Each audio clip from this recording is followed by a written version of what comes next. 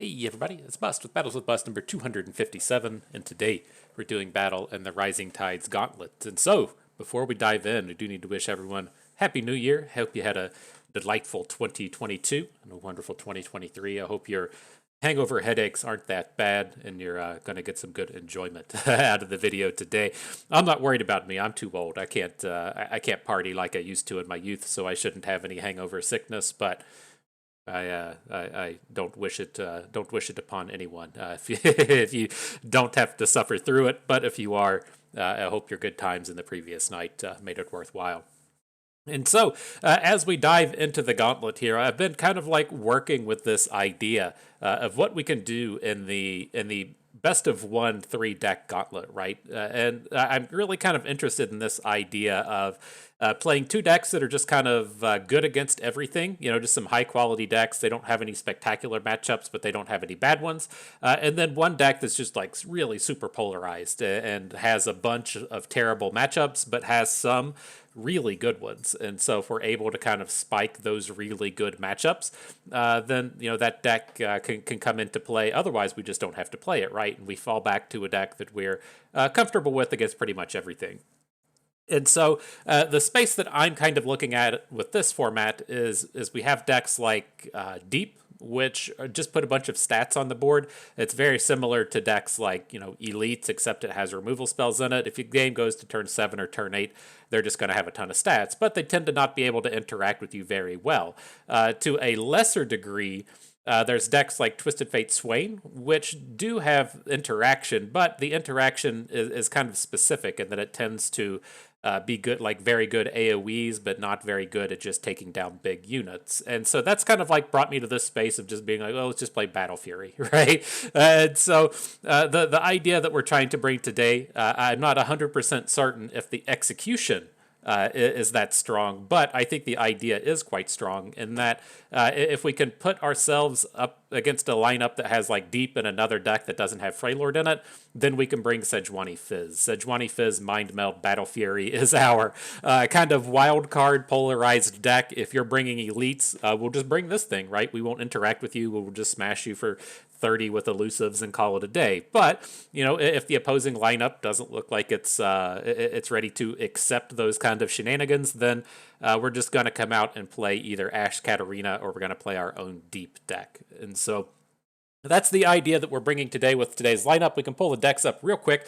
Ash Katarina is a deck that I've grown quite fond of. This deck is exceptionally strong, and I expect it to continue to be strong as the next set of gauntlets come out. And I believe LeBlanc was in the in the Targon set, so you might have access to some more 5 attack matters kind of cards. But this is very similar to what we played in the previous video. I did take out the single copy of Reckoning. I just didn't feel like we needed it frequently enough to kind of warrant it. And then I cut out 1 copy of the Ruthless Raider to fit in 2 copies of House Spider. With this kind of idea that we're bringing today, I intend to leave up the various aggro decks of sorts that could be coming at us. The Jinx Dravens of the world we'll just do battle with if we have to. And with that in mind, I did want to get the House Spiders into the deck. So we made that small edit there. Up next, we have Deep. This is the kind of Deep I like to play. I have cut out the Maokais, so we're only playing 5 champions today, 3 Nautilus, 2 copies of Twisted Fate. I don't think you need to play a ton of card draw in these decks. I feel like you just have enough expensive stuff to where you just don't run out of cards as it is. So we aren't playing Glimpse from Beyonds. We aren't playing Lure of the Depths. We're only playing 2 copies of Salvage. And then I do want to be kind of up and ready for those aggro decks if we have to face them. So we are playing the 3 copies of Thorny Toad, which you typically don't see if you're planning on, say, banning out Jinx Draven. Last but not least, the addition of Atrocity. We left it out in our previous version. I wasn't certain at the start of this format if we were really going to want Atrocity, and I feel like we do. There's enough just kind of go wide board style of decks as to where throwing 13 to the face is a pretty reasonable path to victory sometimes. And so we added in the 2 copies there. Last but not least, we do have the wild card deck, the one that we're really proud of out here. It is the Fizz Sejuani. It's got the 2 angles of attack, right? We have all of the early game stuff that you would want to level up your Sejuanis, we can still reasonably level up Sejuani by turn 5 or turn 6, much like you would see with a Gangplank Sejuani style of deck. But instead of relying solely on the champions to get the wins, we have this additional elusives package in here between the Fizz and the Prowling Cutthroats, the Zaps, the Slippery Wave Riders. The idea here is that, if we chip in 8 or so damage from these terrible cards like Warning Shot, then we can maybe finish the game off with elusives, but more ideally, we're just going to be closing those games out with either a Battle Fury or a Mind Meld. And so it's got, the two angles of attack. I don't think it's half-assing it too much. I think the synergies tie in reasonably well together. And this is our deck to, again, if we're playing against something like Deep, then they probably can't interact with us too much. We can do our game plan at will, and then hopefully play a big Mind Meld onto 3 or 4 units and then just take them down. This is a deck we played in our previous video. We made some changes. I felt like we were a little too Freylord heavy in a deck for playing Yordle Grifter. I think in our previous one we were playing 8 Freylord cards instead of my usual maximum of 6. And so I want to hit those allegiances. So I cut out the 2 copies of Flash Freeze, 1 copy of Harsh Winds. Still have 1 copy of Harsh Winds in the deck, but in that space we added in the 3rd Black Market Merchant, a single copy of Double Trouble, and a single copy of Salvage. Just some additional ways to get on board early while also giving us some additional spells for the Mind Meld. And so, those are the decks. That's what we'll be doing battle with today. I'm ready. I hope you are too. Let's go ahead and jump on in. Got the Ash Katarina. We've got the Deep deck. We got the Fizz Sejuani. I'm ready to go. All right. And so, yeah, I'm interested. Well, the battles are starting. Let's slide back. Okay, so this is the exact kind of lineup I'm talking about in terms of this this Sejuani Fizz deck. If we get to play it, I don't want to play it against something like really aggressive, so it is kind of scary seeing Draven in here. But this leaves us in a space to where we can just ban out the Anivia, and then if we're up against something like Ezreal Lux with our Gangplank Sejuani deck, then we should just be in a pretty good space. And so he bans that out. I'm fine to bring Ash Katarina against either of these decks, and let's see how it goes. But no, as the new year's coming upon us, I checked the patch schedule. I believe Riot should have a patch here in the next couple of days. They typically have them on Tuesdays, I think. And this upcoming Tuesday, like last year, the first Tuesday of the year, they released the 3.0 patch notes. And so I think we should get the 4.0 patch notes this year and get to know what's coming up here soon. And so I'm pretty excited for it. We'll see what's coming up. I know I've been playing a lot of Timewinder Gauntlet here recently. I feel like we kind of missed out on being able to play it since I had to take a holiday-related hiatus at the beginning of the season, but I think everybody's probably tired of Aatrox Vayne at this point, anyways. And so we'll see what we fill in with over the next couple of days. I need to get back in the ladder mindset as it is, and so haven't quite decided if we'll play another one of these or if we'll look towards the ladder, but. Been having a good time with this, though. No complaints from old Bust. But all right, let's see what opponent does here. It's a very interesting space. If he just plays a Draven, and then we get to follow up with Katarina, Blade's Edge something, and then look to take Draven down next turn with a Rhinefang Wolf, I'd be pretty on board with that whole sequence. Opponent disagreed a little bit, but I think that's okay. The fresh question now is, do we want to get this Katarina on board? Because the nice thing we have with next turn is that we can Rhinefang Wolf and Shatter, and I think getting Katarina, kind of set up is going to be good. I'm not 100% sold on wanting to just say drop an Ancient Yeti. If opponent decides to go wide on us and we don't really interact with their board, we're going to regret having the Yeti instead of the Rhinefang Wolf, and so probably just lean towards the Wolf, but we'll see what comes up next turn.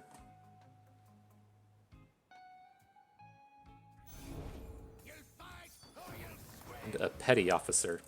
Interesting. Alright, well, let's take the big unit down. This could be set up for a Make It Rain, which would be good enough to take down Katarina.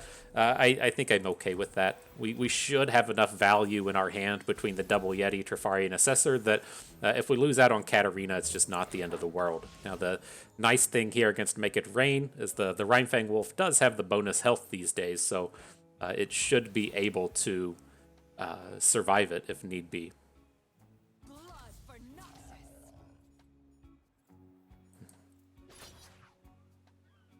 We're gonna go for this. Like, I mean, let's be real. This is pretty tempting to just pass the turn. He does get the full mana bank here, but I mean, this just has to be a make it rain, right?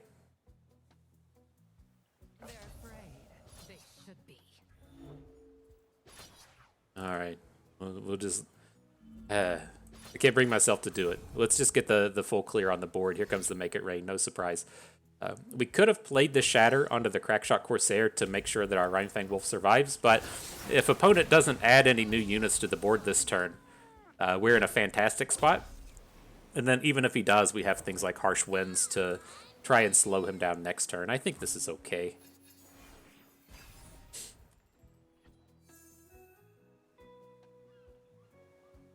Took us a long way to get there, but we did it at the end of the day. And then that was just the actual perfect draw on the Icevale Archer. Now this turn we can drop a Yeti, an Archer, and a Shatter. And then on the follow-up turn we can drop a Yeti and a Trifarian Assessor just to get the big refill. Pretty excited about all of that. So he can hang on to his Fizz. I'm not super worried about him punching in the elusive damage. If he has to lead in with a spell right now, that's great. And I think we're looking good. Definitely going to follow up with the Shatter onto Zap. Double Trouble. Okay.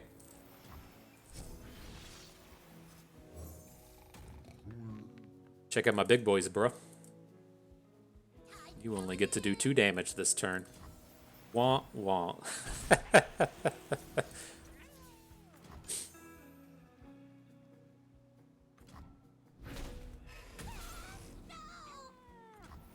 All right, now look at that big board we've got developed. I feel pretty safe at this point. Do still have to worry about the likes of decimates and double ups and whatever burn spells the Fizz deck feels like it should be bringing. But if we're just running into double troubles and board width, then we're going to look pretty strong on these upcoming turns. So this is one of these spots, there's no real reason to attack with the Trifarian Assessor. Opponent is getting blocked on their board space, right? They're very easily just going to have 6 units on the board next turn. And there's no real reason to come in and just like clear out these small units with the Trifarian Assessor. And so we'll leave them back. We'll crunch in the overwhelm damage from the Ancient Yetis, but we'll save the Assessor for a block if we need to on the upcoming turn. Just, I don't suspect we ever get out of the upcoming turn without him having 6 units. He picks up 1 from the last breath guy he had. Just very, very easy to do.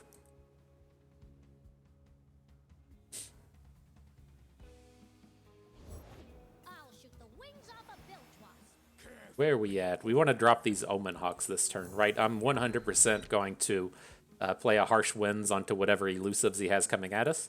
I mean, we could maybe wait a turn if it's only going to be 3 damage, but that's the plan, is the Harsh Winds in this combat.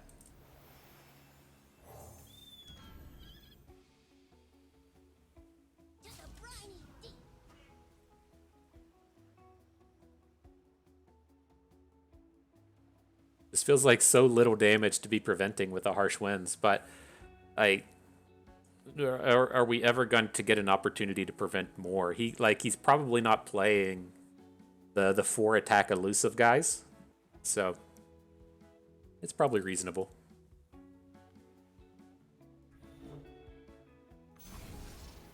I guess the other side of that is if we want to say just take the 3, it looks like we'll fall to 9. We can add Rhinefang Wolf this turn and then open next turn, try and take down the Fizz. Also, like, we can add in Ruthless Raider at that point. Maybe I'm on board with that. It's especially nice if he comes at us with another Make It Rain here and clears out some of these Omen Hawks.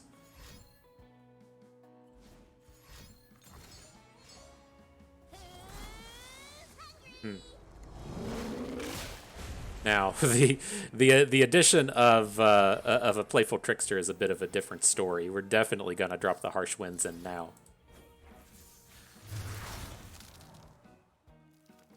No, thank you for taking a 500,000 damage from all these guys. No, thank you.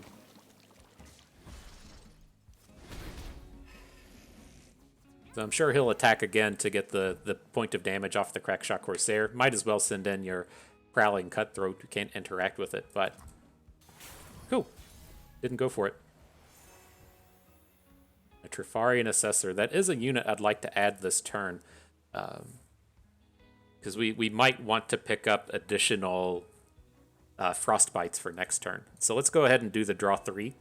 See what turns up. Probably going to add in a Rhinefang Wolf as well. Yeah, that's the good stuff. Just making sure we have a Flash Freeze. That last turn got scary fast, right?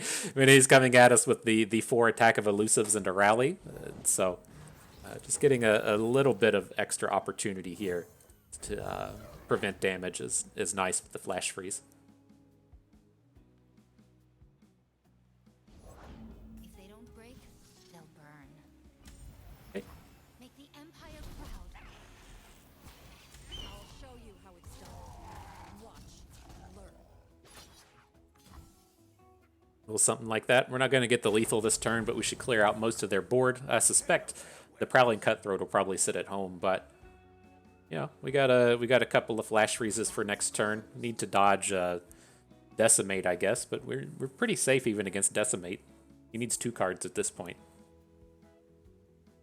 He needs a Decimate and an Oxen Fervor or something to try and get down that 8 damage. Weird. Oh, he wasn't just naturally playing Caustic Cast, because, like, where does this thing come from? It came off the Warden's Prey. That makes sense.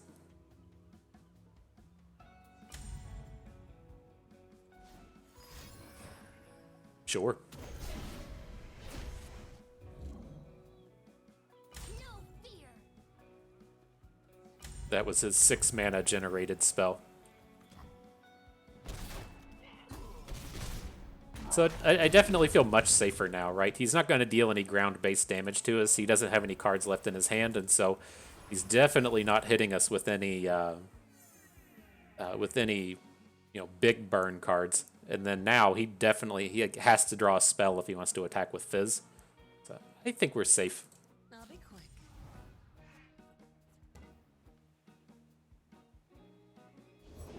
War Mason, reporting for duty. For the glory of Noxus. Okay, so no more... Well, he might attack this turn, but we should be able to prevent. All right, GG. Good job, Ash Katarina. I knew you could do it.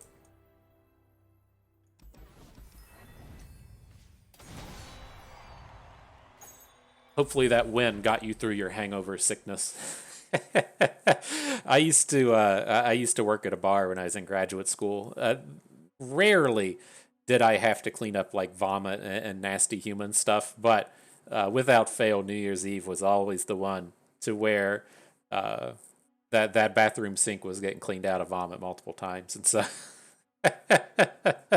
it's just one of those nights as to where like on your regular like Friday night, it was a pretty divey kind of place, and you didn't get too many of the college kids and the old fuckers that did drink excessively. Typically could handle themselves, but on a day like New Year's Eve, all of the youngsters, all of the non-seasoned veterans, the armchair quarterbacks come out on the weekend and throw their hat into the mix, and those are the ones that are puking in my sink.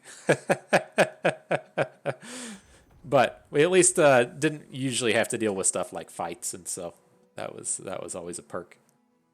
So, okay, I do come into these games, though, with the mindset of I want to get this Gangplank Sejuani in here. This isn't a lineup where I'm really excited about it. Like, I don't want to play against Ephemerals with it. They're just faster than us, and he does have a second Freylord deck. And so whatever happens here, we're just not going to play the Freylord. And so with that in mind, I think I'm just going to ban out Deep. That's going to be the strongest deck that they have access to. I'm still not certain why people come out and bring this like 3 champion Freylord number. I still don't completely understand what it is, but I feel pretty good about taking Ash Katarina against both of these. All right, he's doing the Freylord Demacia number. Just so odd. Like you've got the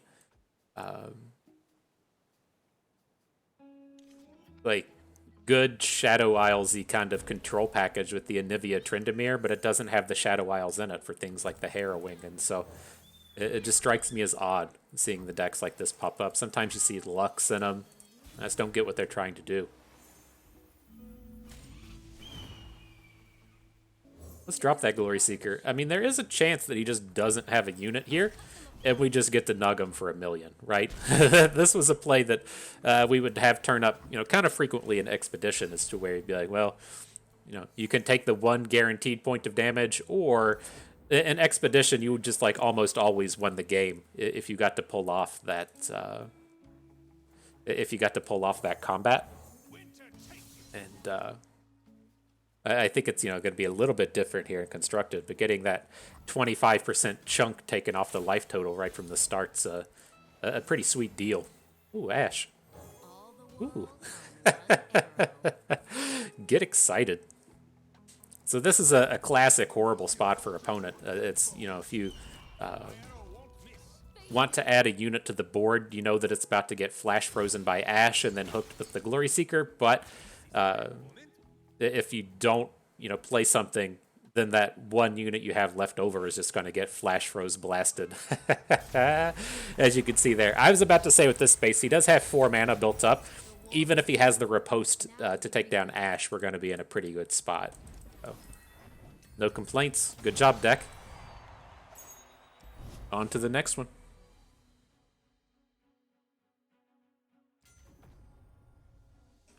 Okay, same deal as before. Same rules apply as that previous matchup as to where we're not playing Fizz in this one.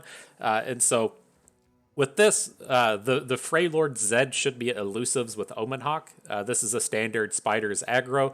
And not sure what Mono Callista is. That one's that strikes me as a little bit of the wild card here. I think I'm just going to come in and ban out the Zed. I don't want to deal with the elusives here. We don't interact with it particularly well.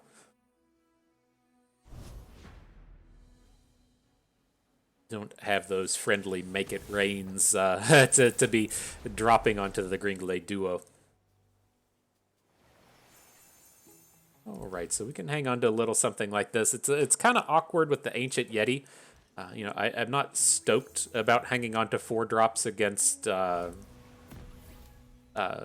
Spider aggro deck, but if we can just kind of draw around him, then we have some opportunity to, get him down on the cheap, and he shuts down pretty much all of the units in the opposing deck.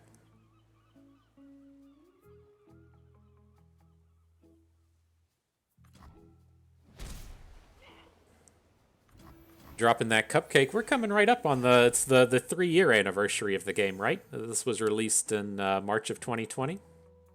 They said a pandemic's about to hit. Better drop the game on the masses. I'm pretty sure that that's the sequence that happened. But here with this, next turn I suspect we're going to be playing a Glory Seeker Shatter. And so let's just go ahead and add a House Spider onto this board, see what opponent does, and then we can kind of decide from there. I mean, we don't have great attacks into these units. We could realistically just Glory Seeker down the Spiderling. Let's see what happens. I think I'm okay with that, and then just holding on to our Shatter for a better unit. All right, not really amped about dropping our Shatters onto House Spiders. Messes with it a little bit, but how much do we care? I think I'm on board with just spending the mana.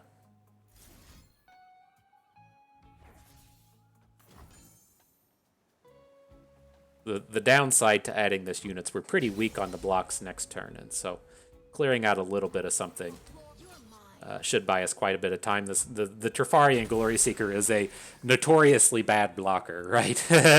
she's not blocking these days, so just keep her back. But I mean, we do have a reasonable board here against the fearsomes after this turn.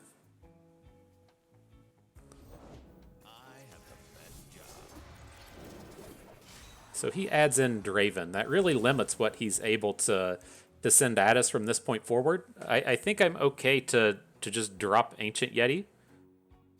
And then next turn we can look to Icevale Archer, Ruthless Raider.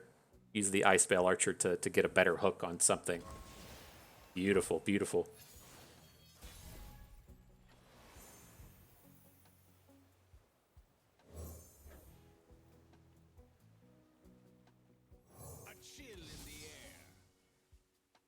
So he can do, you know, some shenanigans with the spinning axe, but I'm not too worried about it.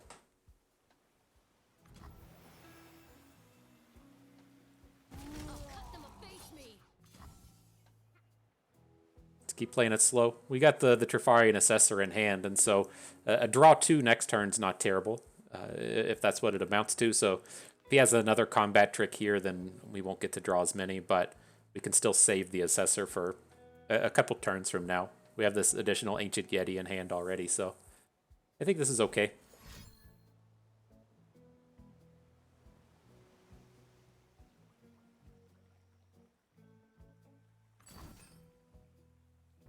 Decisive Maneuver. So it prevents 5 and Draven now kills the Glory Seeker. That's okay.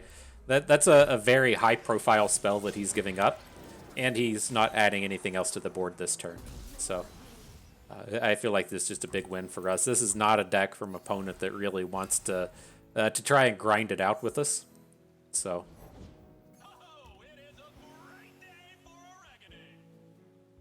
now it is a touch awkward. I think we'll add the Ruthless Raider. Probably not going to play an Assessor this turn. I think we just have reasonable enough blocks as it is now. We can throw away a lot of units here and not care a whole lot about it.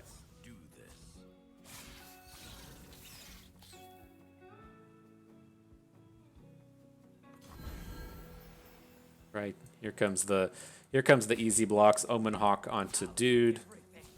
This is pretty free onto the Battlecaster. The 1-coster, 2-coster. So at the end of the day, we're going to have our Yeti against his Draven. We're going to follow up with Ash, and then we can play some additional cards next turn. As Draven would say, now we're cooking. This Ash might be able to get us a kill next turn. I mean, that's close. With Ash and having 3 mana. We need 1 additional Flash Freeze, and we can hit with the whole team. We're going to be a little bit short, but pretty close to some nastiness. Few earn the right to call themselves Trifarian. Cool. Again, feels like we're in a pretty great spot.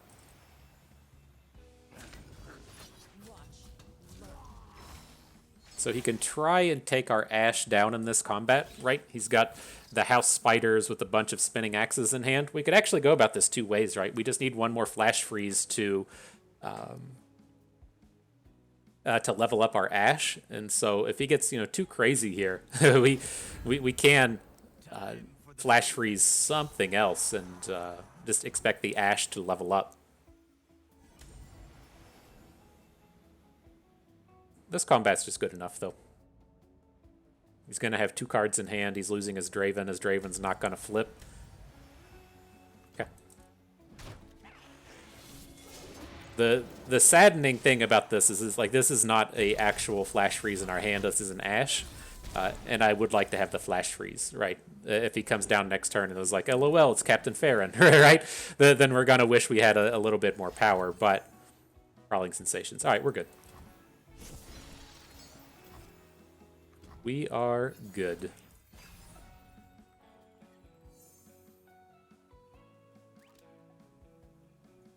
Dropping in the GGs. We got it. Good stuff.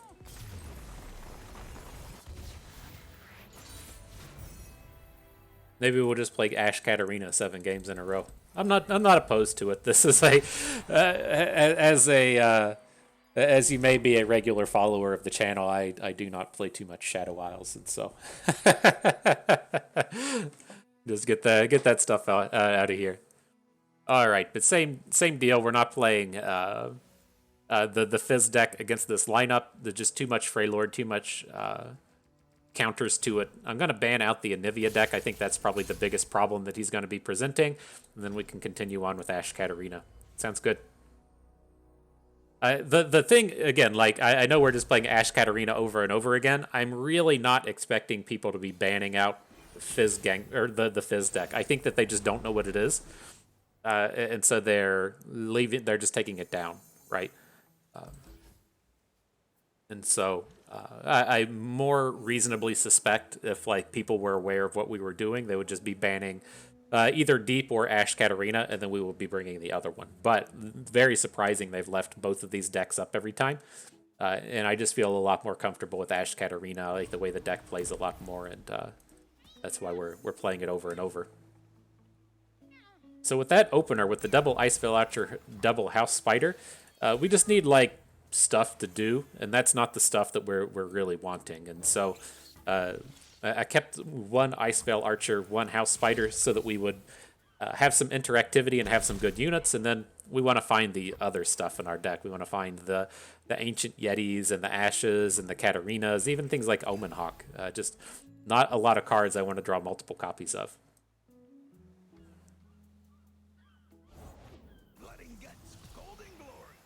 Jawl Hunters. Alright. I'm good to take it off the board. This isn't like a real high quality collection of champions that we can interact with. I don't care too much about Twisted Fate, right? He's a reasonable guy, but he's not that scary onto our boards.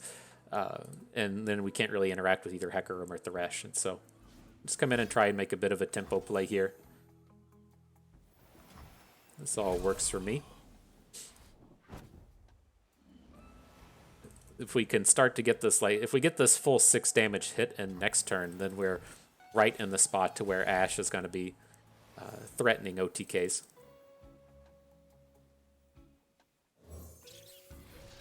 But let's see what turns up. This is a Twisted Fate turn, right? So adding 1 health units is a little scary, but we should be having a bit of survivability with these House Spiders.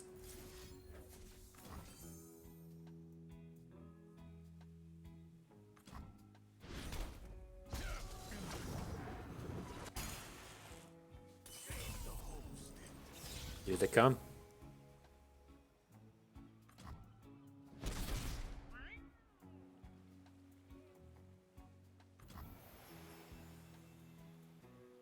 All right, need some big dudes. This hand is not attractive.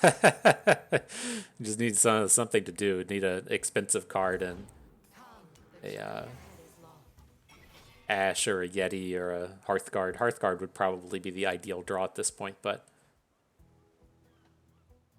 that's why that opening hand did not feel good. Interesting.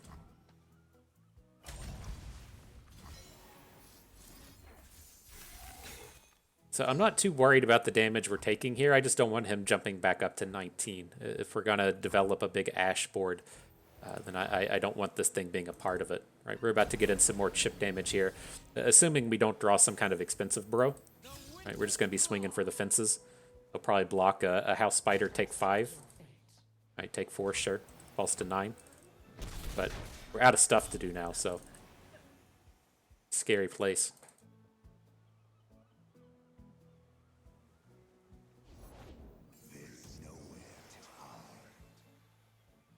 What up, Thresh? We don't see you very often anymore. Ugh, gross. I'm always up for a round. Double gross.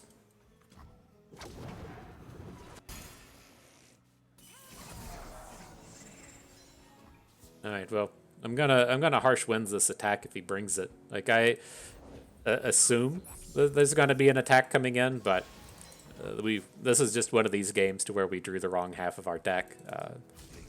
It's not hard to deduce that this is not what you want to be doing. Just preventing damage and calling it a day.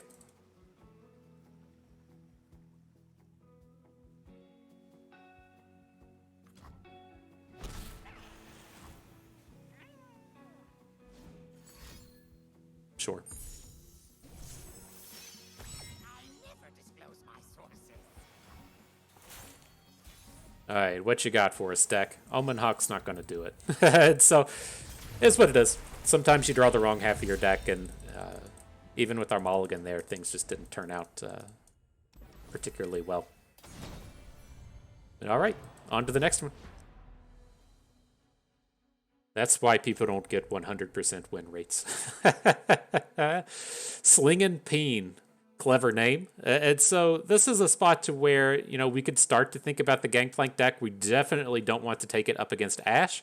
But Heimerdinger Teemo is a space to where I'd feel pretty comfortable playing against it. It's just the downside here is this Zed Ephemerals deck, which I don't want to take part of. And so I'm going to leave his Ashe deck up. I'm going to ban out Zed, see what they bring. All right, we get to continue on with Ashe. But if you imagine opponents line up there as being like Anivia Ashe, Heimerdinger, and then like Deep is the last one, then that's a spot where we would have banned the Ashe deck out and then look to play Sejuani.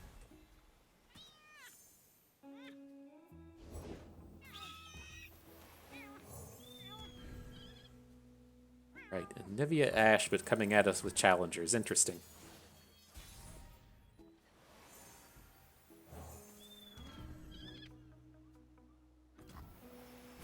Alright, here comes the squad. We are ready for action with this stuff. Just a beautiful curve coming at you.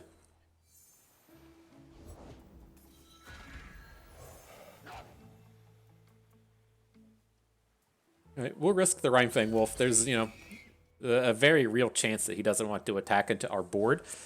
And so I could definitely see him just passing on the turn. But Purify on the Wolf. Interesting. That's permanent, right? he doesn't get to block in the near future. I wonder why he doesn't hook anything.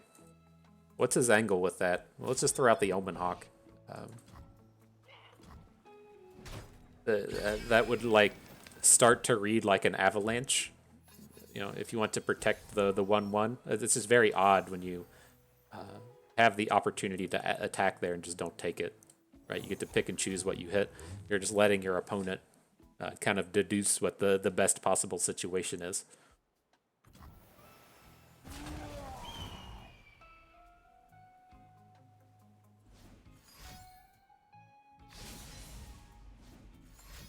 Okay. So it prevents a bunch of damage, but doesn't get to add anything to the board. So it's a pretty big win.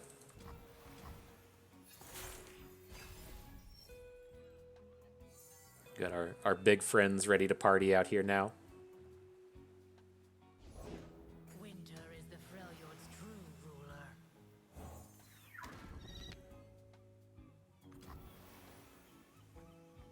All right, well, we could add an Ancient Yeti, right? The Rhyme Tusk is going to hit a Yeti either way.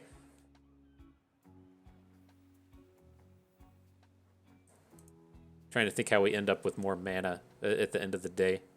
The perk to adding the Ancient Yeti is we can just add the Glory Seeker and immediately attack, to where we're looking at 2 cards with these other ones. Let's just bank and see what happens. Maybe we'll change our opinion on what we pick up. Glory Seeker changes that opinion. I guess we're safe to add all 3 at this point, but that would have been an argument, I guess, to have played the Yeti on the previous turn. Let's say we drew Ashe, right? If we drew Ashe, then we couldn't play the Ancient Yeti. Wouldn't be able to flash freeze at this point, but Sharpen the blades. it seems like it would be a little bit safer in that sense.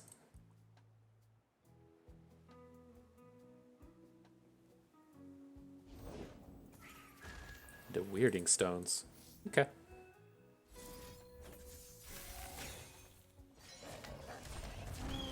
Glory. You're mine. Face me. Let's go ahead and just take down the free ones. I'm not too worried about this Rhymefang Wolf. Like, I suspect if he has a Flash Freeze in his hand, he's going to Flash Freeze the Glory Seeker, right? He's going to want to keep this Rhyme Tusk Shaman around. And so, not really worried about the Rhymefang Wolf getting a Flash Freeze block. And then even if it does, we're just losing out on the Yeti, which isn't the end of the world.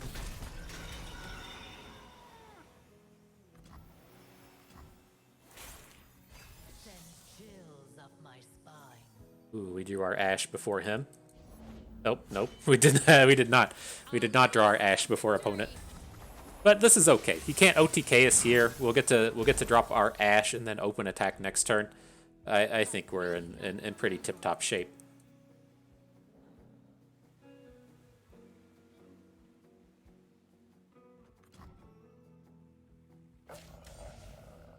His attack with Ash just isn't even any good.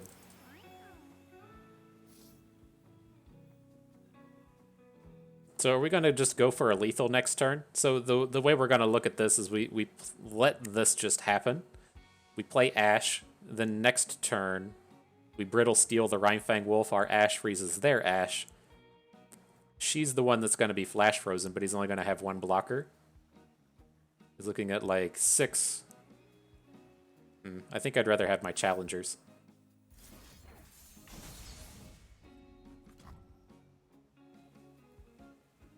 Right, if things start to go wrong in terms of the lethal, what I'm like hoping for on this upcoming turn is that we're going to be able to. Oh shit, Ash just isn't going to flip. I thought we were I just assumed at this point our Ash was already ready for battle. Not the case. As the arrow flies. You're mine. Face me. All right, I'm gonna say at least this way. He's not going to be killing the Ash. And typically, when you get him in that spot, they're going to have to spend their flash freezes on not dying as opposed to protecting their units. And if you get to kill their units in that spot, you tend to just win. All right, take down old Slingin' Peen. Not sure what's that even mean. I assume peen is a reference for a penis, you know. But if you're slinging it, are you like a male prostitute? Is that what that would be? Slinging peen? It's kind of like slinging is your term for, you know, selling drugs. You're selling some peen. I don't get it. Maybe I'm too old. You know, I try to stay kind of current with the words the kids are using and stuff, but you know, so sometimes you just get too old for it. All right, though. Moving on, we can hang on to Fizz and then make it rain. This isn't like a spectacular start, but I do want to take the opportunity to say, okay, I'm not opening with this this kind of pure aggro opener. This is like a great build up into Sejuani, and so it's okay to like look at this board and then say it's okay to lose Fizz, right? Fizz is not like a key component to our early game, but against this Ionia deck, there's a very real chance that we can play Fizz on the first turn of the game. And get that first hit in. Now, kind of suck that he had the thermogenic beam. I would have very much preferred to have just attacked with Fizz, and then on the next turn look to just warning shot and get that second Sejuani tick in. But things didn't quite pan out in our favor there.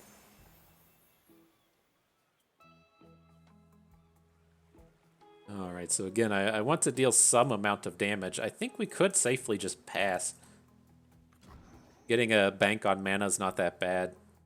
I don't think we want to make it rain, you've been warned, and then try and take down the Eye of the Dragon. That seems like a little much.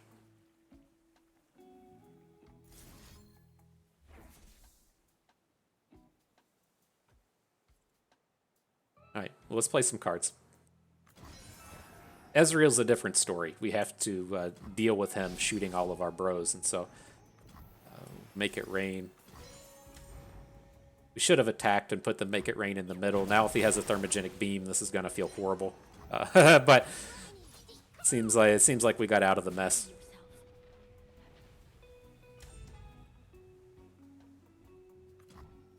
A little sloppy. All right, though. We got those big elusives coming down now, though. We got Zap, we got the Wave Rider. Mind Meld will be useful 2 turns from now. Not exactly this turn, but it's getting close. All right, we hit.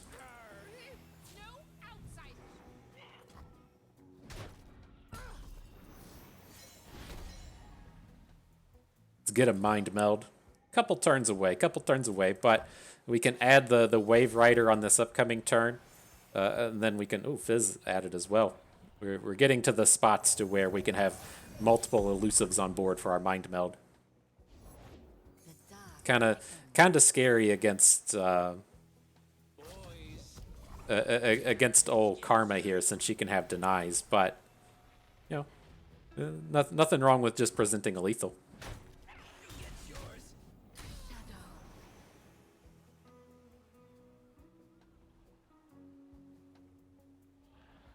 We're getting real close to the Sejuani flip as well. If the first turn went a little bit more in our favor, we'd be a lot closer. We can get, fairly close now with Zap, and then the warning shot's a big deal. Now, the thing with the warning shot, I don't really want to have to use it to deal that point of Sejuani damage. I want to see if we can't pick up something first, so that we can hang on to the warning shot to use on an upcoming turn if we just need to shut down the opposing units.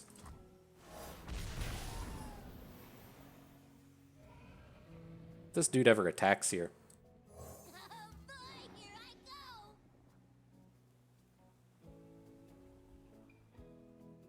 That's scary, right? Seeing Fizz come down? You gotta be scared.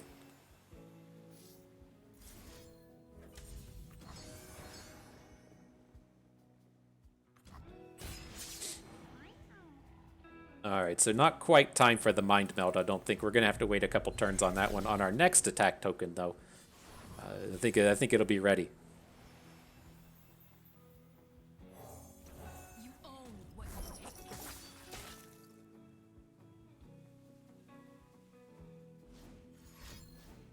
take. Uh-oh. Oh, man. Here comes the stuff. Get excited, Mystic Shot, Mystic Shot. Okay. Coming at you, bringing the heat. R.I.P. Sejuani, I guess. We can flip her with the warning shot, but that doesn't feel too necessary.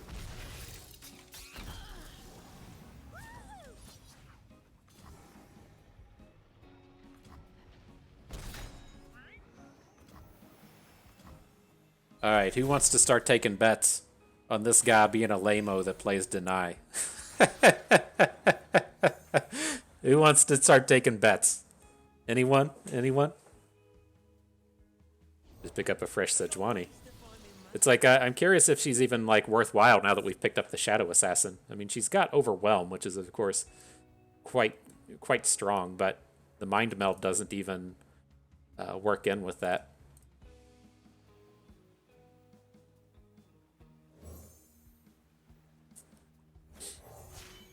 Alright. Well, we can at least get the big flash freeze this turn if something goes wrong. So I think Sejuani's going to be the answer. Then we'll have 12 mana next turn. Mind Meld, Shadow Assassin, and 2 extra mana.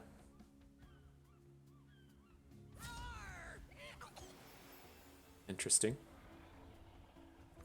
I don't know what that's about, but I don't like anything. I don't like anything that's happening with that. That just seems like something that's about to go completely wrong. Ooh, interesting. All right. That was karma generated. He's not physically playing the Zed thing.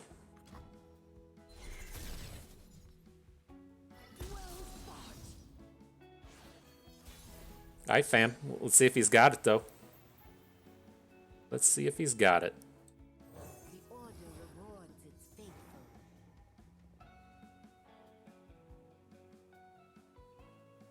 Be coming at him for 15 or so with the current Mind Meldage.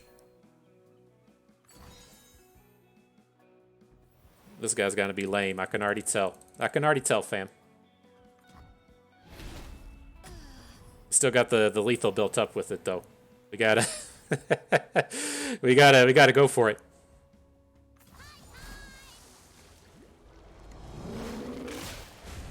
If he untaps next turn, we're gonna be pretty hosed, and so I think we need to go for it. I can't imagine things are gonna be good when he's already putting a point of damage onto Zap, but you know, we got these 5/5s in the warning shot. That's all you need.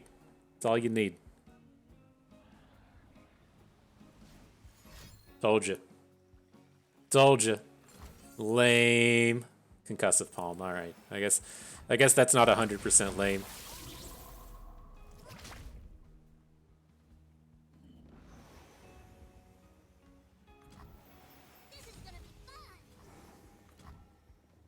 All right, so yeah, this is probably game over for us in terms of karma flipping next turn. But we'll see. We'll see what kind of shenanigan he's got. Heart and mind as one.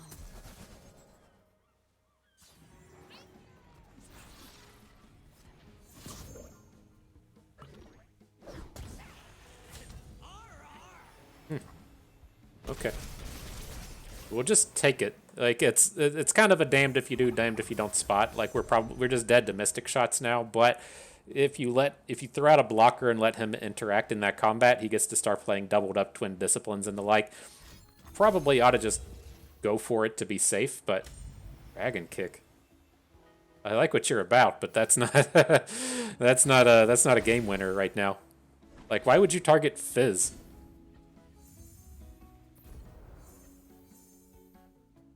Interesting.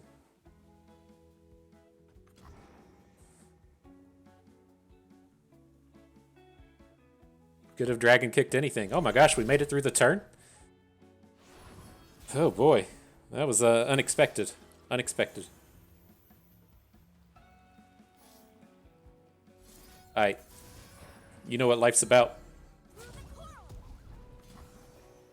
Send him. Send him. We got this warning shot if he's going to come at our Fizz. Uh-oh. Got a spell in the middle. Y'all squeezing cheeks for me right now? Got to clench him extra tight. Oof. Oof, fam. I don't know about that. We don't have any more spells, so don't do anything else, please. We'll say please and thank you. Alright, doubled up Mushroom Cloud. Opening up space for the karma spell generations. Fresh 4 spells in hand. Ah, he played one of them. He hits the Will of Ionia. Okay. Okay. Dang. Let's see what we can hit. He's apparently just doesn't have burn spells. And so if we can get the full board here, maybe he can't kill us, you know?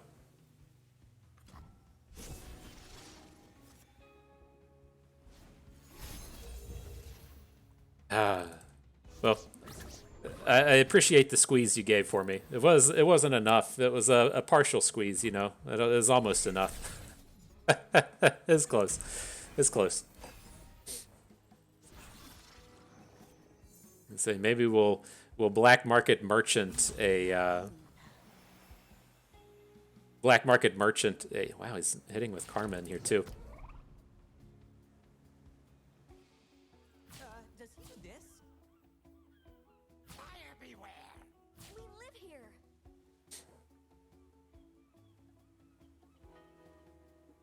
I mean, sure. You here? It's like, is falling to 3 ever really matter? It's the sense that we would be dead to Mystic Shot anyways, right? He would have already just killed us with any burn spell. I guess if he's like picked up a 1 damage burn, maybe that's something. Rising Spell Force. Okay. This is the kind of reason why I didn't block on that previous attack though, right? If he's got the Twin Disciplines, that Rising Spell Force was generated, but the same kind of idea. And then he gets the opportunities to play all that stuff in combat. And so I know it sucks to fall to a low health against a deck with burn in it, but just gotta. I mean, I guess it would have. We should have kind of thought as well. He did like double Mystic Shot, get excited our Sejuani, and so his burn reserves were pretty well reduced. We played this guy earlier. These decks all seem familiar, but at any rate, we can't play our Gangplank deck. I'm fine to play against. This was the exact lineup. It seems a little different, though. I thought the Zed was on the right earlier, but the Omen Hawk Zed will ban out. We were playing guy. The previous guy had spiders, right? All right. Well, back to Ash Canarita it is. No one's forcing us into that decision to play deep, and so. All right. Let's see. I think we hang on to one Glory Seeker. The awkwardness with this hand is that we're on the odd attacks, and if we want to get all of this stuff in, we can't attack until the 5th turn, and so it's kind of tough to, kind of tough to make the curve work how you want. But let's see. I don't suspect this is a deck that's going to come at us with a lot of aggression, so we might be safe in that sense.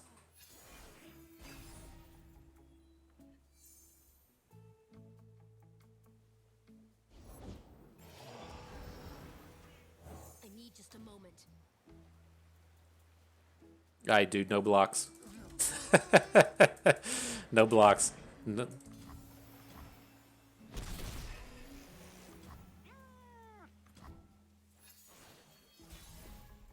So he's playing Freylord in here. Is this going to be a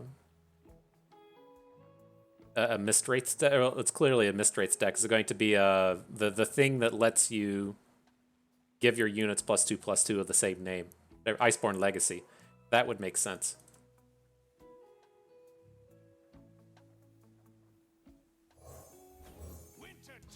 All right, well, let's try and protect our board a little bit. Like, we get the scary thing with this is if he comes at us with a Vile Feast, right? If we get our Glory Seeker feasted, then we're really gonna be struggling this game. But the kind of upside, this is fine. The kind of upside to the Icevale Archer is that it can also block a Fearsome to where the Rhinefang Wolf can't. And so if we had been in a spot to where we play Rhinefang Wolf and then he plays a Mistwraith, and then the Mistwraith is getting the trade, then we're going to start to fall out of that pretty quickly. But this looks good.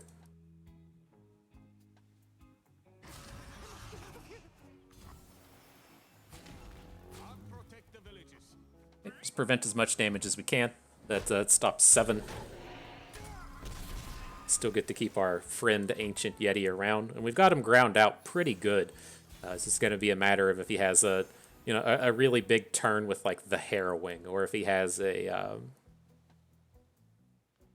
like a Callista and a Haunted Relic or something like that to get a quick flip. But I feel reasonably safe on this board now.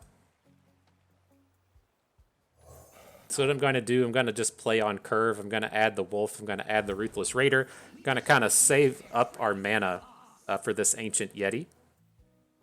And then look to Harsh Winds next turn. Get that. Well, I'm a first rodeo fan. Sometimes you just got it. So I think we want to keep this Hapless Aristocrat on the board. We could come at it with the Rhinefang Wolf, but it's taking up space. And I get that like killing it would still take up the space with the Spiderling on the board, but I would like his board to just like remain forever clogged here if we can, and keep this dum-dum from letting him develop like a full width of Mistwraiths, right? If he wants to play the Harrowing now, then he's got this Hapless Aristocrat just fucking around, not doing anything. And so gives us a bit of opportunity. Thing number 2 to kind of watch for here is we do have the Harsh Winds. Oh, snap. And saying it can get a decent shutdown onto a Callista. She's going to attack. She's going to summon the 4/3, but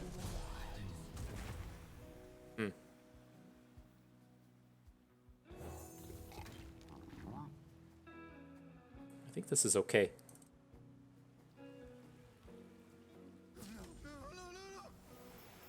Wow. Definitely okay. So how much mana are we going to have next turn? We're going to need to take down the Ash, but like 9 is the safe point, right? We'll have 7, 10 with the bank, 9 if we don't. So like Omen Hawk doesn't really do anything. I was wanting Omen Hawk in the sense that if he attacks with the Callista, we can put it in front of one of the the flash frozen units, but I think this is okay. All the world on one arrow. And potential to just OTK this turn. Ooh, he taps out all of his mana. We're short, right? We could flash freeze enough of his team to where he doesn't get to attack. Or he doesn't get to block, but we're going to be short on damage. Only get 16 on the turn.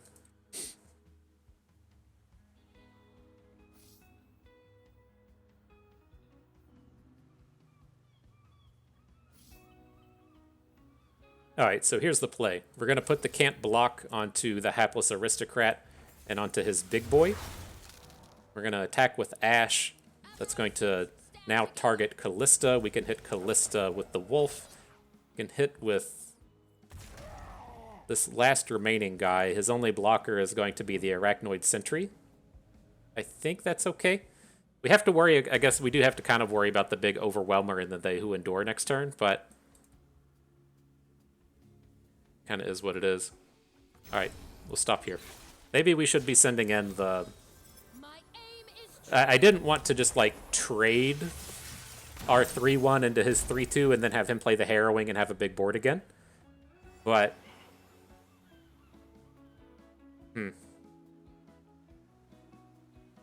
Because, like, this Ruthless Raider always gets to block a Fearsome, and if we go into the next turn, we can probably no-block a lot of his stuff, but... It's tough.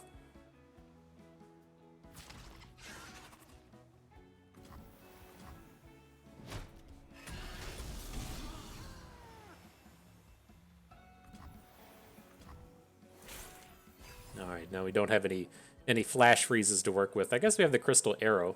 That would have been... I was ultimately worried about this They Who Endure coming in and doing a big Overwhelm. But maybe we don't have to worry about that. So we can safely add the Assessor. And then if he adds another card, we can still just say Crystal Arrow the They Who Endure. Okay, I dig it.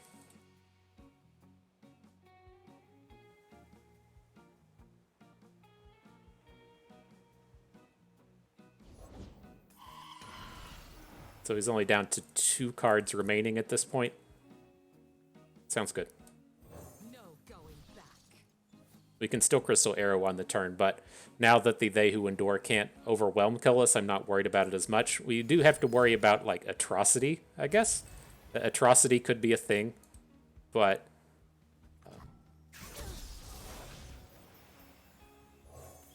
we can try and manage that from here.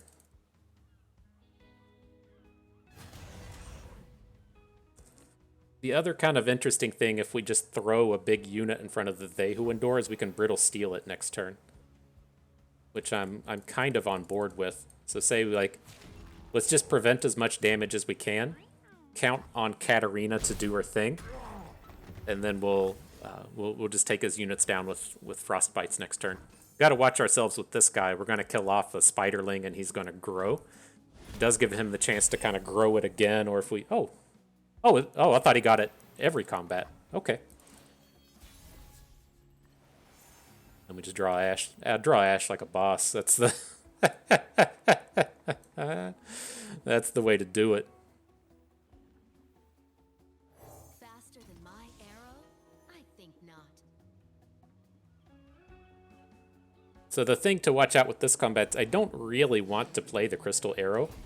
We shouldn't have to now. We can just look to say do this. We can Brittle Steel, I don't know, I guess this guy down here, this 4/3.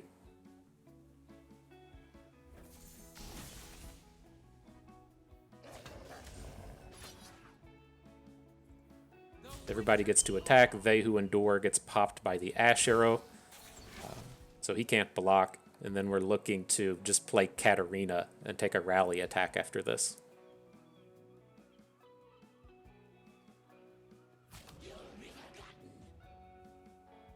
I think we're good. This Chronicler should probably shift over 1. Oh, I guess he could have a Glimpse from Beyond. Arc of the Isles. That doesn't do what you want.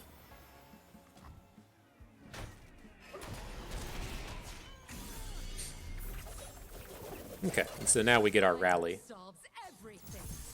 even if his last card is Black Spear, the Black Spear gets to come in and take down. Why didn't this guy? That's interesting. I haven't seen this interaction before with Katarina striking an ephemeral and she does the damage. Oh, it didn't get to strike back. That makes sense. Gotcha.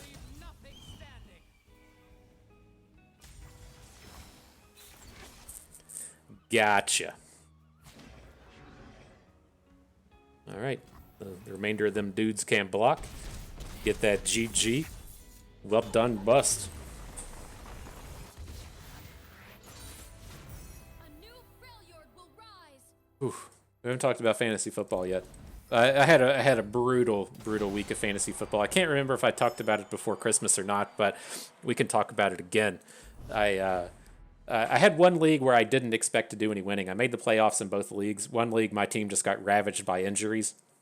We slipped our way into the quarterfinals, won that miraculously, and then just got domed in the semis. Like, that wasn't a surprise. But in my family league, my friend and family league, it came down to I needed 9 points out of Justin Herbert in the championship game. Like, I survived some of it, right? Like, Nick Folk, the kicker, put up a 0. Devontae Adams put up like a 2.5 pointer. Like, I was surviving all of that, but then like at the end of the day, I needed 9 points out of Justin Herbert. Quarterbacks usually on a bad day score like 10.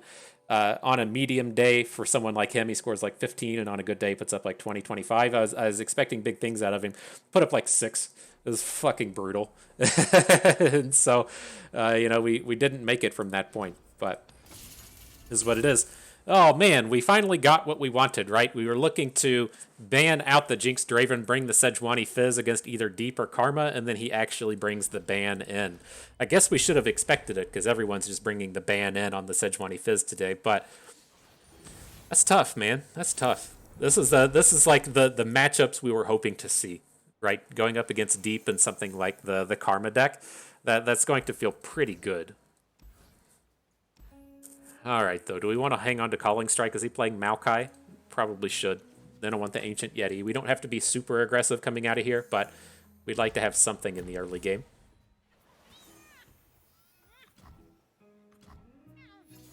Dang. I'm sorry, Fizz. I hope big dreams for you, and they just don't come together. The Vile Feast comes down. I did not want to add the Glory Seeker. Just getting your Glory Seeker hit with Vile Feast feels pretty bad. But the way that we've been seeing most of these deep decks is you play the 3 Vile Feast, the 3 Vengeance, and then you probably don't have any more removal. And so hopefully we're safe. He just lost one of his atrocities. Andy lost one of his...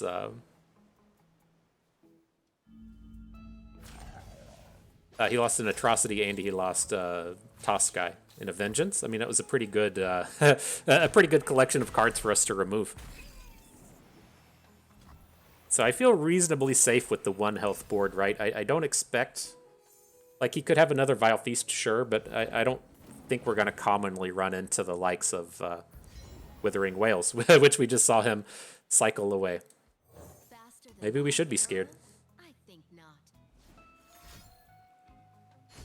Salvage. Okay, so I mean, we have a big turn next turn, right? We have the Glory Seeker, Ash to hit something, the Ancient Yeti, like everything gets to come down. We have 1 mana banked up for the Brittle Steel. Like, this is just like the big, gigantic power spike turn for Ash. And so we'll see what opponent brings. If he's just dropping like an Abyssal Eye, we're gonna dome him, right? If he just drops any big unit, we're gonna be looking pretty successful here. And so let's see how he comes at us. He doesn't have the Withering Wail. He's tapped too low in the mana. Should be a big turn.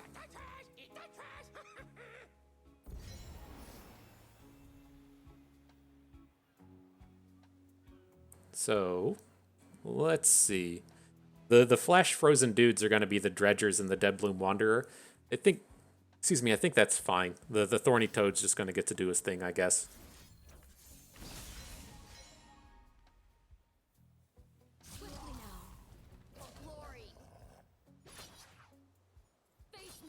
Just double check that real quick. All of our units are going to survive. I think that's okay. If he wants to block the House Spider with the Thorny Toad and not take the toss, I think that that's a good round for us. But he's probably going to be coming in and blocking one of our 5s. Now we have a great setup for another big turn. If he wants to tap out for a 5-drop or a 6-drop or whatever, and we get the Calling Strike, Shatter, and play a unit, we should be in a pretty good space.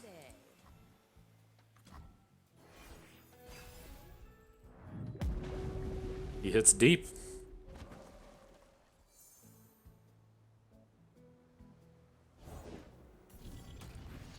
Oh, we can't interact with that. Sad day. R.I.P. Ash. So we're just going to ignore it now. I'm going to add Katarina to the board.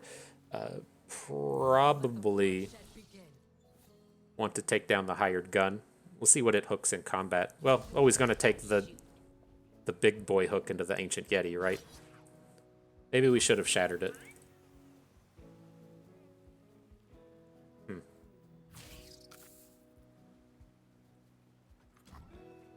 I think we're still in pretty good shape.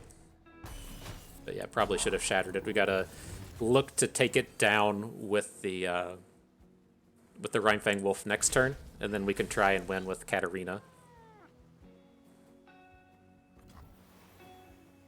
The winter's claw strikes. I don't know, maybe not entirely sloppy. Just a little sloppy, not big sloppy, right? I'll cut them apart.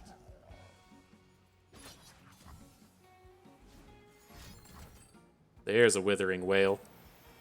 Yeah, that's such a good one, too. F. That's a problem. We died just like so much of the big removal.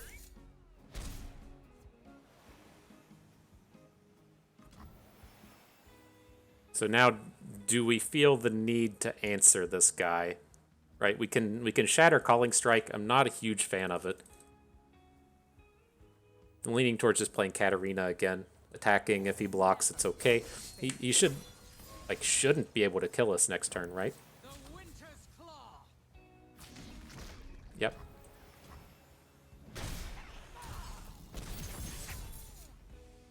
Man, I completely gave up on the idea of of a card like Withering Wail coming at us. I still like our attack there. I think that was good. We could have, we've had some spots in this game to where we could have dropped a Shatter, but I think it's okay. He needs to be dropping like Nautilus. We can kill the Nautilus, but not before he can add at least one sea monster to the board.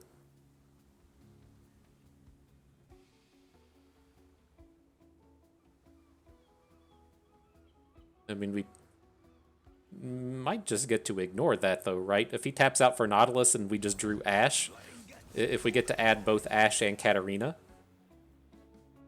Let the bloodshed begin.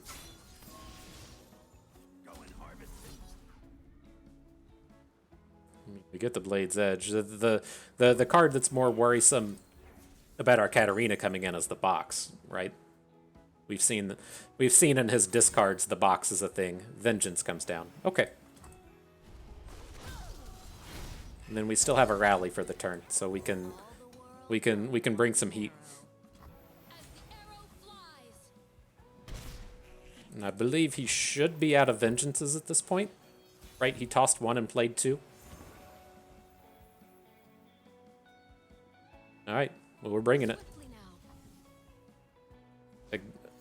A gain 3 doesn't get him out of it, right? A Withering Wail wouldn't, a Vile Feast wouldn't, a Grasp of the Undying would be a problem, but I don't think I really like... I guess, like, adding one more unit wouldn't be terrible, but it's pretty dangerous. Oof. Alright, though. Good job, deck. You made it to the final battle for us. We always appreciate that. See what we can do. Maybe we'll play Ash Katarina again. And so what do we got? What do we got? I don't think we can kind of count on the Fizz deck in this. I think I'd be okay to take Fizz up against Fiora, but what I think is going to end up happening here is he plays the not Fiora deck. He's going to ban out something Freylord. Like, you can't leave up Ash Katarina if you intend to play Freylord, or intend to play Fiora, and so I'm just going to take out whatever this Shadow Islesy deck is, and then we'll see what he bans. We'll probably find ourselves stuck either playing Deep or Katarina, but I mean, if we weren't as afraid of the Jinx Draven matchup, we could certainly bring in Sejuani Fizz. But Shen Ash is one of the decks we'd be fine to play it against. It's just I'm not risking going up against Jinx Draven. But I mean, I guess is there ever a world to where like he bans out Ash Katarina? I don't know. I just see like a deck with Fiora, and then you're ultimately just like super scared. I think we're going to be going up against Jinx Draven here. It's just like such a risk to see the Freylord symbol and try and play Fiora. Yep. Okay. The classic of matchups, the Jinx Draven, our single shot of playing deep. Let's see if it can carry us here in the late game. It's a pretty reasonable start against Jinx Draven. We got a 1, a 2, and a Twisted Fate. We got the full curve now, so we can definitely party.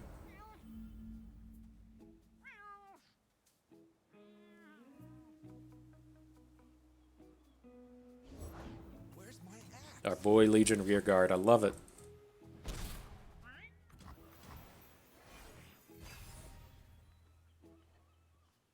Block. Oh. Okay, he plays House Spider. We don't get to block just yet.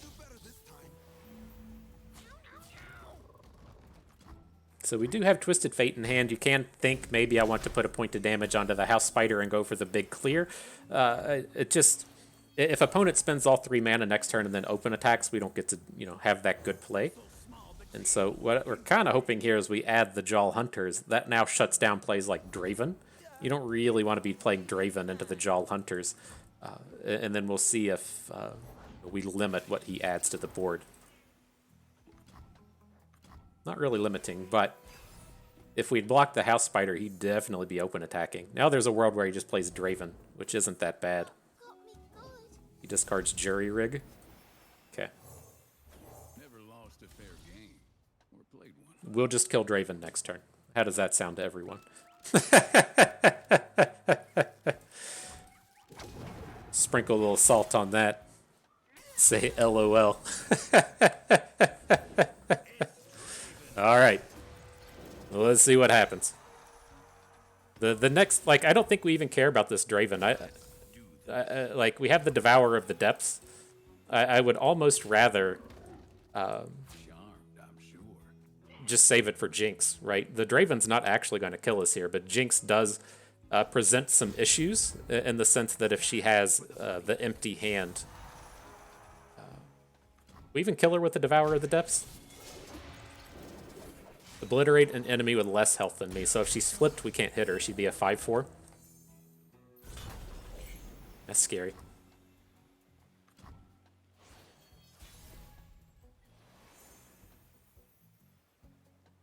How many cards we got? 26 in here. Ways to go. Ways to go. So I'm going to play the Abyssal Eye. If he passes, I'm going to pass. He does not. Right, I'd like for him to just sit around and just build up cards in his hand. It could be tough to drop all the units on the board. The thing that's kind of interesting here is I was wondering if, like, you can run into this weird spot for them to where if their card in hand is Draven and they're just sitting on the Whirling Death and can't play it, then you can cause a bit of struggle. But it's probably just overthinking it at this point. We should just be defensive, right, and not worry too much. He just drew the Draven. That wasn't the card on the right.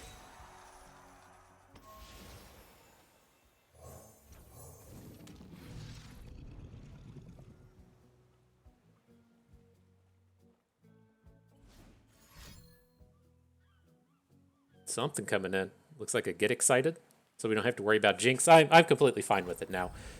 The Jinx is the scary thing for us. And so if we're just dealing with Dravens and stuff, I don't really care. Everything's in place. Behind you. So just do everything we can to prevent damage. We have like 30 mana worth of cards in hand, and so if we can get those last remaining cards out of his hand, that's going to be a big bonus. We are looking pretty tip-top.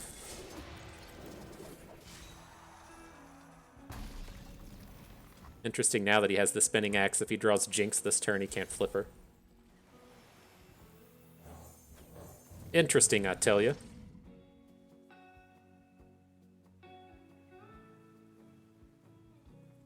GG. Market a W. Victory is ours. Victory is achieved. Victory is acquired.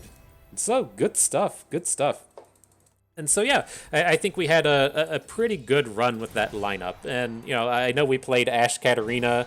What did we play? Like 8 games. We probably played it in like 6 of them. But I think we at least got to kind of like showcase the idea and the thought process between having a lineup like this, right? As we enter this potential world of whatever Riot wants the tournament format to look like, and then being like, well, we meant to make it best of 3, but it actually turned out best of 1. And then when they had the opportunity to fix it, they're just like, nah, we're going to leave it how it is. You know, there is a very real possibility that this kind of format is something, you know, going to be in our near future. And I don't feel like a lot of thought has really been put into formats like this. I can't, maybe it's happened in a game before to where people do the 3-deck pick and ban but only play best of 1. But at least to me and in my boomer realm of knowledge, it's a fairly new concept. And I think this is a pretty interesting and novel idea in the sense that, you know, we're just bringing the idea has always kind of either been, you know, just bring a lineup of 3 good decks because you have to play 2 of them every match, or bring a lineup that really just kind of picks on one idea or one strategy, whether or not that's picking on, say, Aatrox Vayne or picking on aggro decks in general. You haven't really been able to be in this space as to where, well, I'm just going to play decent decks and then one wild card, right? And if the situation comes together for the wild card, then great, we can try and pull that off. Now, as we did get our, you know, sweet wild card matchup and lose it, you know, maybe the Fizz Sejuani deck isn't the way to be going about it. We kind of initially started, you know, postulating this idea as we were looking at Lee Sin and the Lee Sin Might decks, doing the same idea, just looking to OTK somebody. But I think this is kind of an interesting concept, and we'll have to see how it kind of shapes up in the future, and if, you know, Riot ever edits the ladder, or if they make, you know, this kind of a piece of the tournament format. Because I think it's, you know, also interesting in terms of ladder as well. There is that, you know, on the one point, on the one hand, there is that really kind of like slow down between every game, right? You're taking a minute or however long it's giving you to kind of decide on the pick and bans. But if that's something that makes the next, you know, 15 minutes more enjoyable, is that such a bad thing? Or if it makes the next 10 minutes more enjoyable, maybe it's not such a bad thing. Or as we run into this space now, and as we've seen with a lot of these formats, as to where Aatrox Vayne has risen to the top, ever since Worlds, I guess we should say. Seraphine really sitting at the top before that, and these decks getting into that space to where they have that kind of 20%, 25% meta share.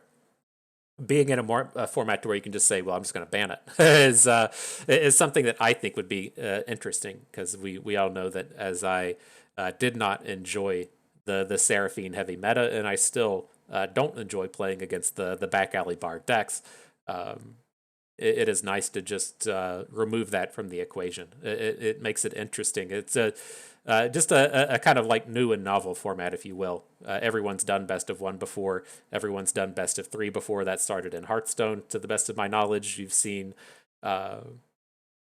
just some of these different things, but at least in the card game space, we haven't seen this kind of idea before. And I think it's pretty interesting, and especially if Riot just kind of runs with it and says, okay, you know, I liked it, at least in terms of Riot stuff, in the sense that it's in their universe. You know, if you're looking at the League of Legends, the game of League of Legends always starts with the pick and ban phase, and that's the big analysis point of a lot of the games. And to incorporate that into a game within their universe in a different way, I think is pretty neat and interesting. And so take that how you will.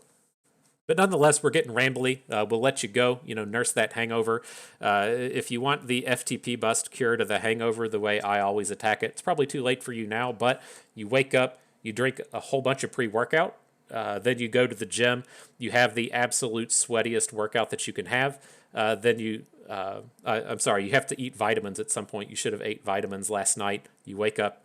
You drink the pre-workout. You just go sweat out all of the booze. It's going to be miserable. It's going to suck real bad. Then you're going to go home and try and take a nap. Now, is drinking a bunch of pre-workout counterintuitive for taking a nap? Yes, it is, but you just put your body through a lot of pain. You might be able to do it. And then once you kind of arise from the nap, you're usually feeling a little bit better. And so keep that in mind, the old person cure. Just go sweat out the booze. It's a perfect day for it as well, as you roll into the gym with all the New Year's folks just fucking reeking of the night before. That's what I used to do. So, I mean, fuck it, But nonetheless, that's going to do it. Hope everyone enjoyed the video. Hope you maybe learned a thing or two along the way and had a good time watching. So this is Bust, and we thank you for being here.